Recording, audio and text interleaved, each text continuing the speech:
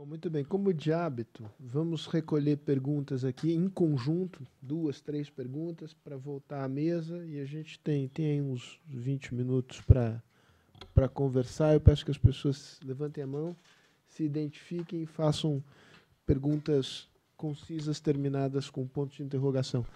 E você faz o favor de trazer aqui ali, ó.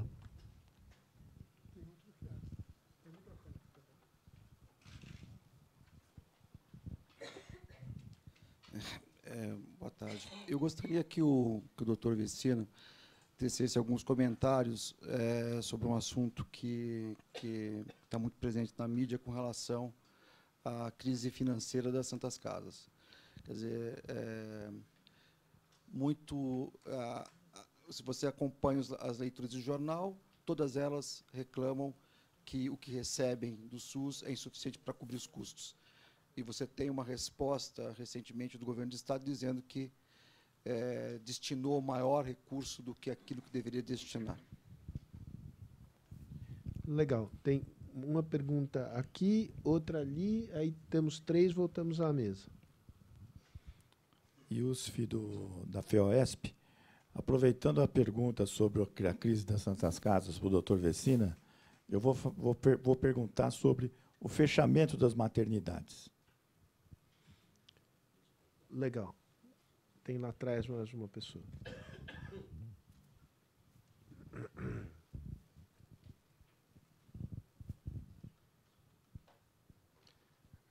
Boa tarde, Murilo, do HC. Queria perguntar para o doutor Vecina, aproveitando todo o conhecimento e experiência que ele tem, inclusive no HC também, um pouco, primeiro, assim, em linhas gerais, a sua opinião sobre o modelo de OS de saúde que vem sendo implementado no Brasil, né, de uma forma geral, e também, no caso específico do HC, a recente incorporação do ICESP pelo HC no formato de autarquia, né, e deixando de ser modelo de OS. Obrigado. Vecina.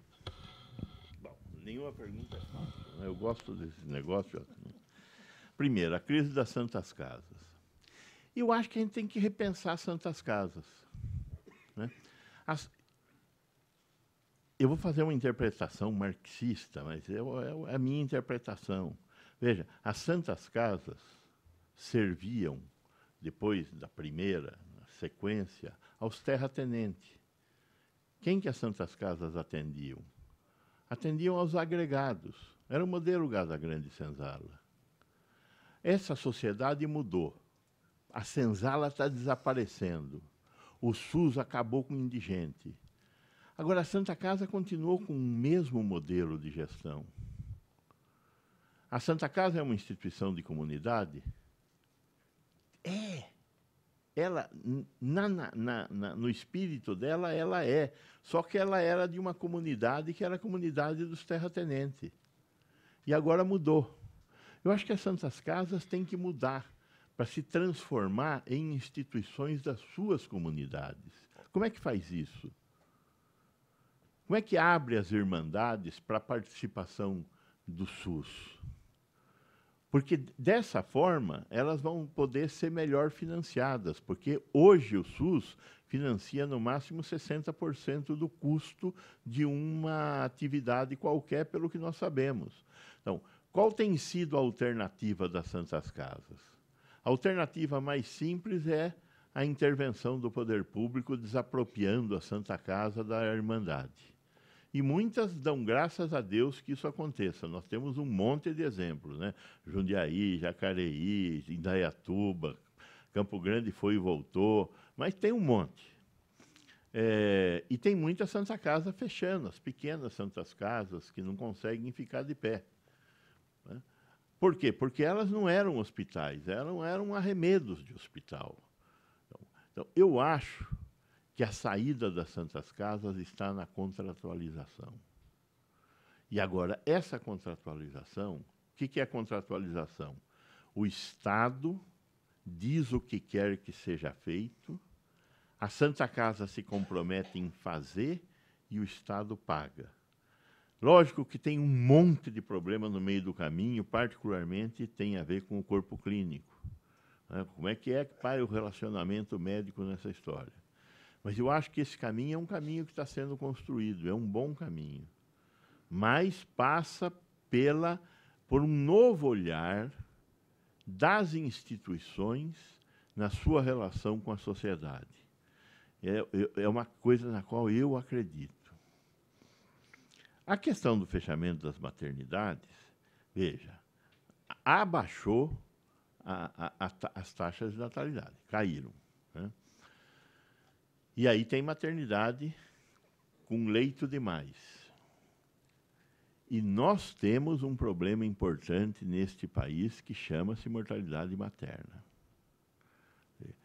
Nós temos uma mortalidade materna que é quase mais do que o dobro da aceitável. A mortalidade materna aceitável pela OMS é de 20 mortes por 100 mil nascidos vivos. Nós temos 56 mortes por 100 mil nascidos vivos.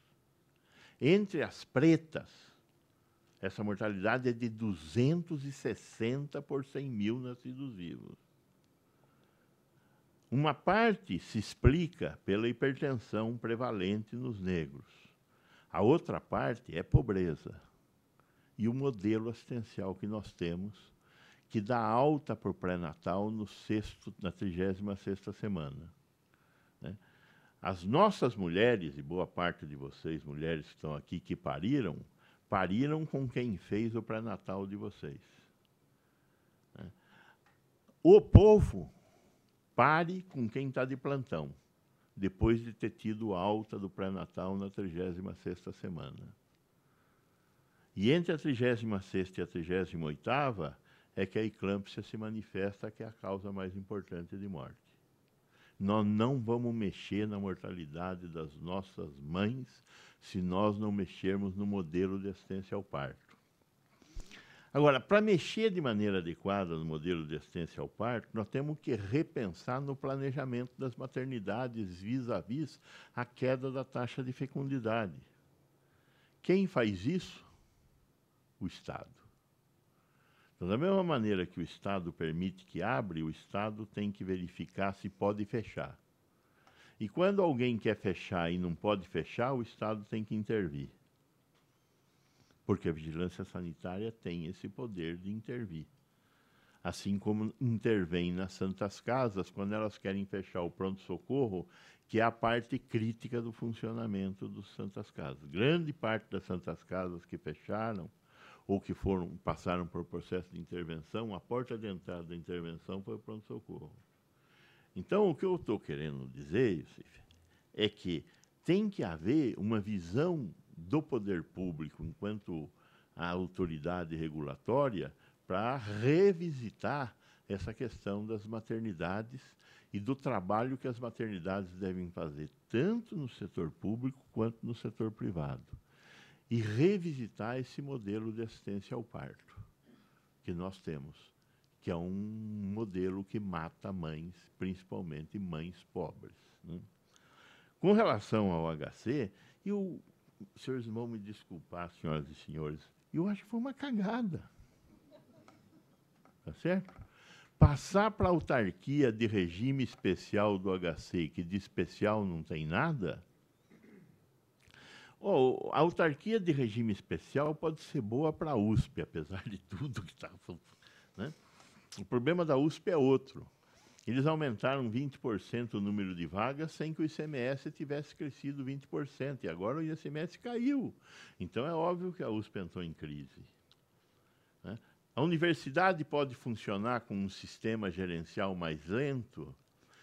Enquanto a gente não puser outros componentes na gestão da universidade, como a questão do mérito, né?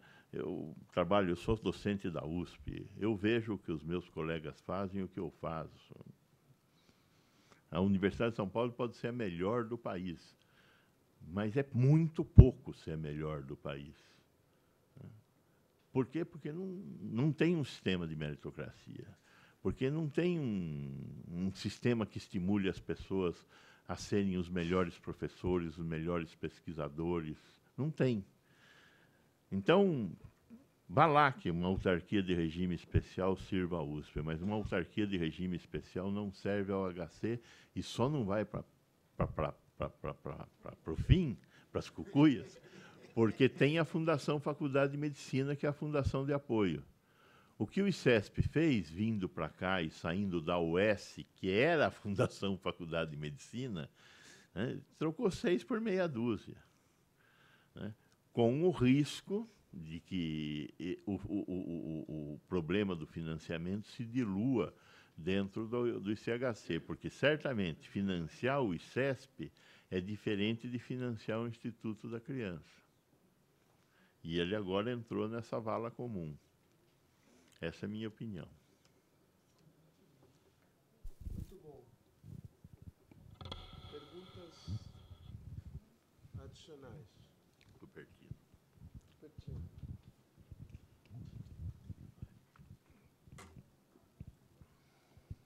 Obrigado pela oportunidade de participar de um debate tão rico, né? Professor Vecina, de um colega de uma universidade para outra, preocupa-me a qualidade da formação que as nossas universidades, e em especial as faculdades de medicina, têm conseguido dar aos jovens profissionais. Preocupa-me mais ainda o fato de que o Brasil se debruçou sobre uma estratégia de valorização da atenção primária, mas, no entanto, nós percebemos que, ao chegar ao 4º ano de medicina, o aluno se preocupa muito mais com o médico-curso para passar na prova da residência de especialidade do que em ser médico.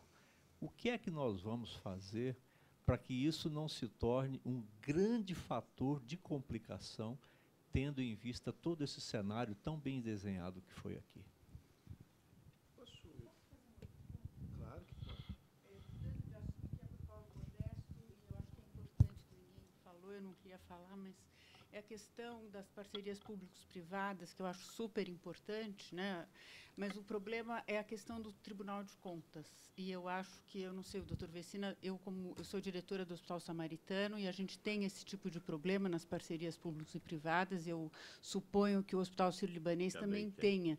Qual seria a saída para isso? Porque as indicações dos tribunais são políticas. E a gente percebe claramente que sempre há as investigações com um cunho político. Então, eu queria ouvir um pouco o senhor do ponto de vista jurídico. E eu me chamo Maristela Gregório. E agora surgiu mais uma pergunta ali,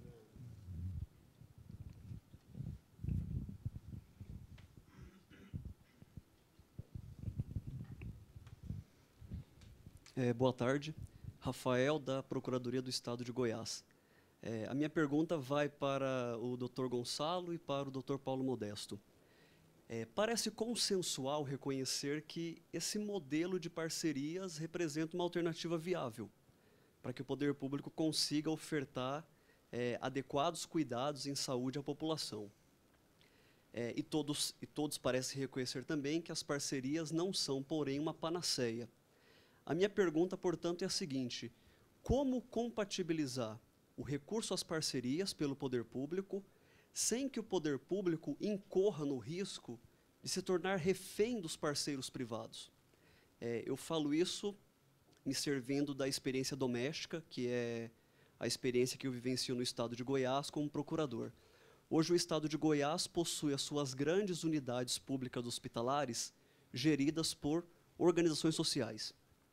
E o poder público repassa por ano verbas que somam a importância de 500 milhões de reais ano. E a tendência é de que esse movimento de emparceiramento aumente com o passar dos anos. Embora eu seja um entusiasta do modelo, preocupam-me os riscos inerentes ao poder público tornar-se, com o passar do tempo, refém dos parceiros privados e, portanto, não conseguir, num futuro, porque isso talvez fosse expectável, conseguir retomar a execução direta da atividade. E, já que, apresentando outro questionamento, parcerias, portanto, seriam solução temporária ou seriam algo com caráter de definitividade? Obrigado, acho que já temos aqui matéria suficiente. Paulo, você não quer retomar aí?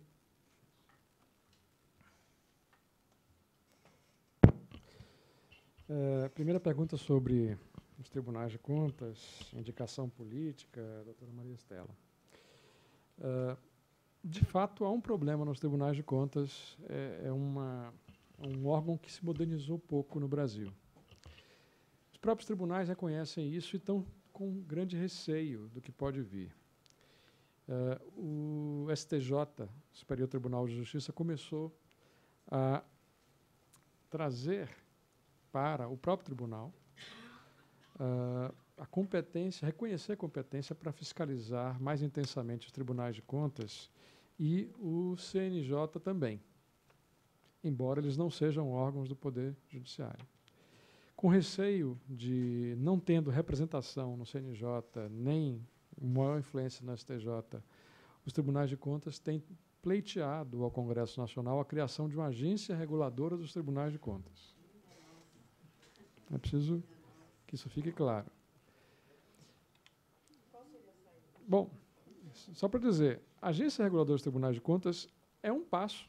Não é, na verdade, nós podemos achar estranho e podemos considerar que não é a solução, eventualmente, mas é melhor do que temos hoje. Hoje temos ilhas dentro da máquina pública, chamada Tribunais de Contas, que é o menor colegiado do país, são 7 membros nos estados. Resolve-se a aprovação de contas de um governante numa mesa de pôquer, porque é um número pequeno realmente de pessoas que debatem e têm influência ali.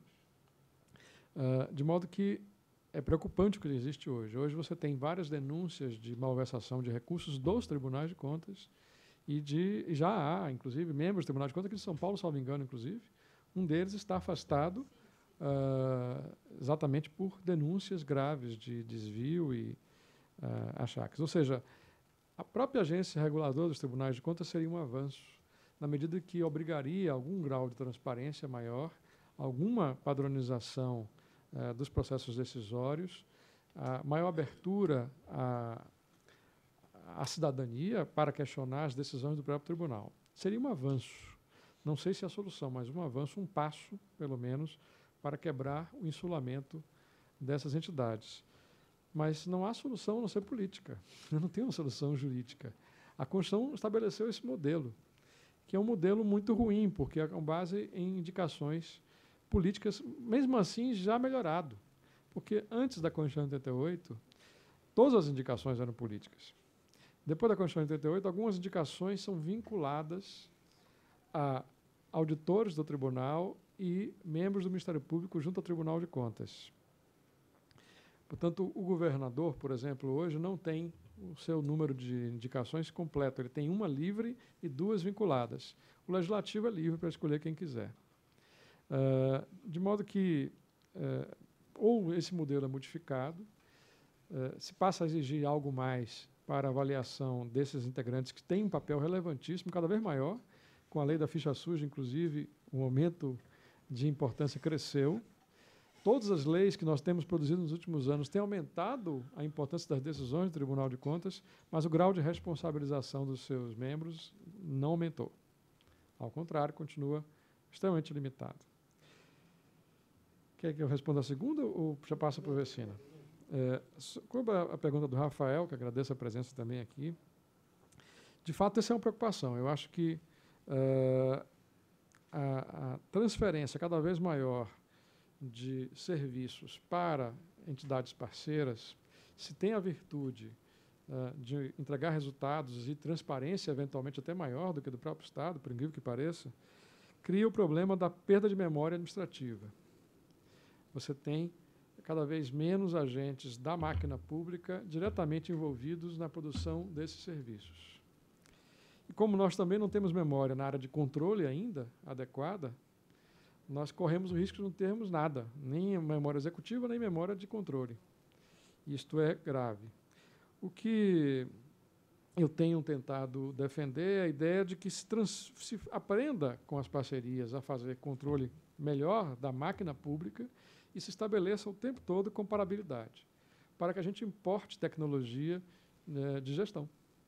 É preciso aprender com essas experiências de parceria e não simplesmente delegar, transferir a atividade para o parceiro, mas aprender essa tecnologia e trazer para a máquina pública e continuar aplicando nela e criar índices comparativos de gestão, de eficiência, de entrega, de prazos, permanentemente. Não para dizer, ó, aqui é pior, ali é melhor, mas sim para trazer aos poucos a tecnologia do particular para dentro da máquina pública, ajustando, inclusive, a legislação na medida do possível.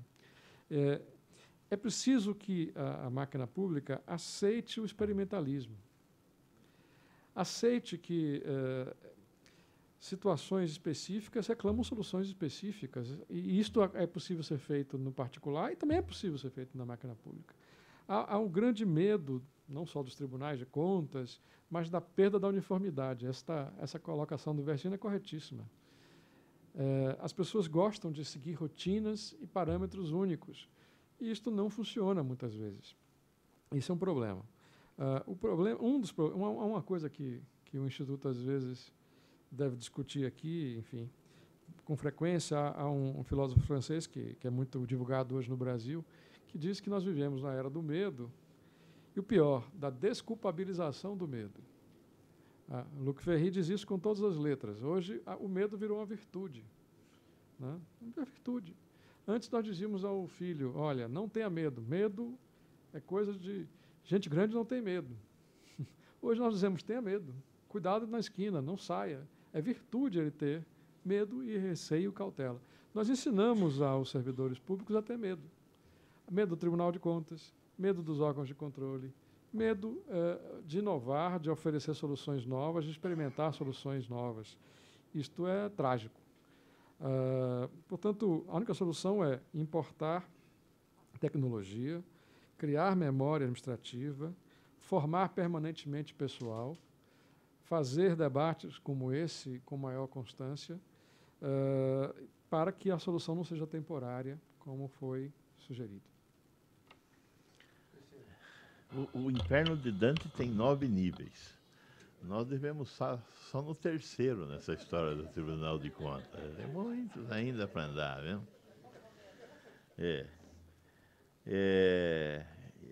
E eu acho que a saída com o Tribunal de Contas, enquanto não fizermos o 4º nível, é enfrentá-los. Né? Enfrentá-los do jeito certo e do jeito errado. O jeito certo é judicialmente brigar, não aceitar, não abaixar a cabeça. E o jeito errado é visitar os juízes, os conselheiros, né? Visitar os conselheiros. Vem cá, vamos conversar, diga aí o que você acha. Conte para mim. Amanhã você quer fazer um check-up lá no hospital? Né?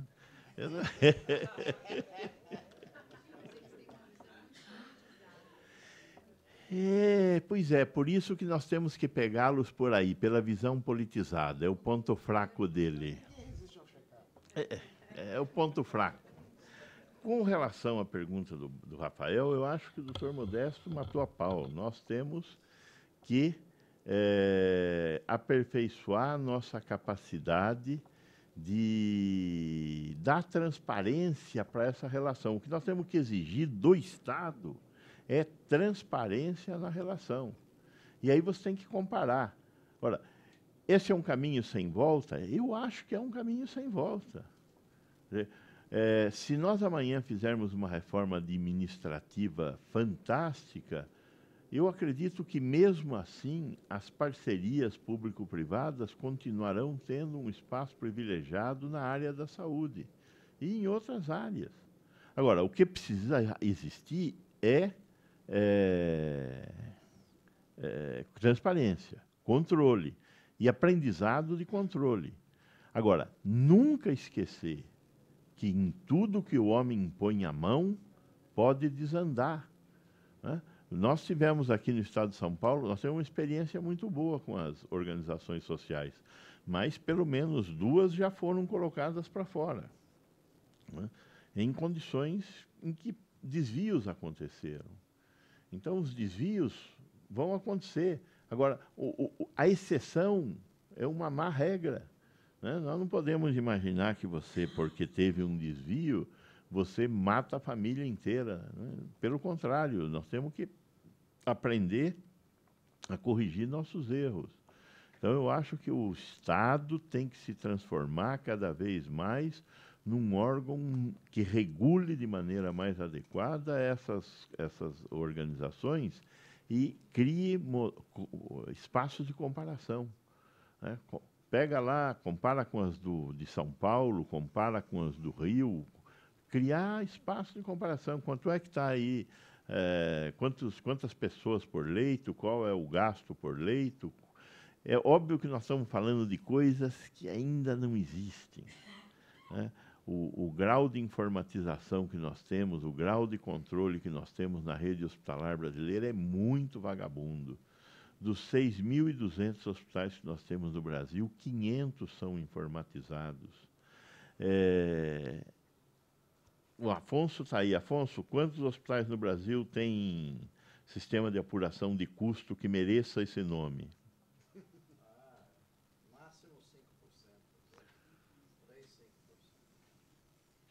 Não tem sistema de apuração de custo. Por que não tem sistema de apuração de custo? Porque não tem gestão. Por que não tem gestão?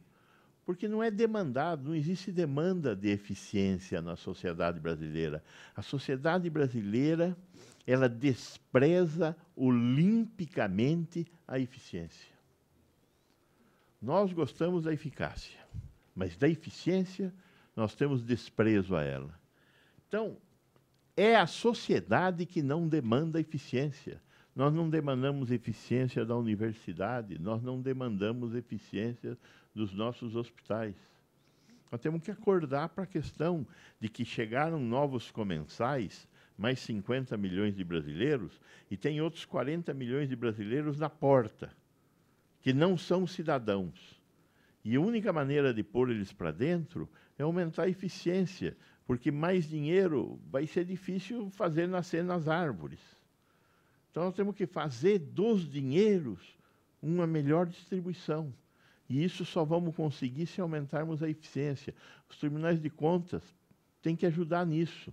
O Ministério Público tem que fiscalizar a eficiência, né?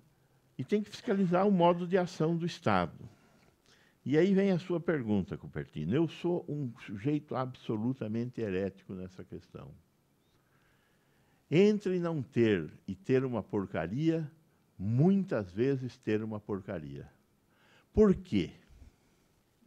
Porque a porcaria poderá ser reformulada e o nada gera nada.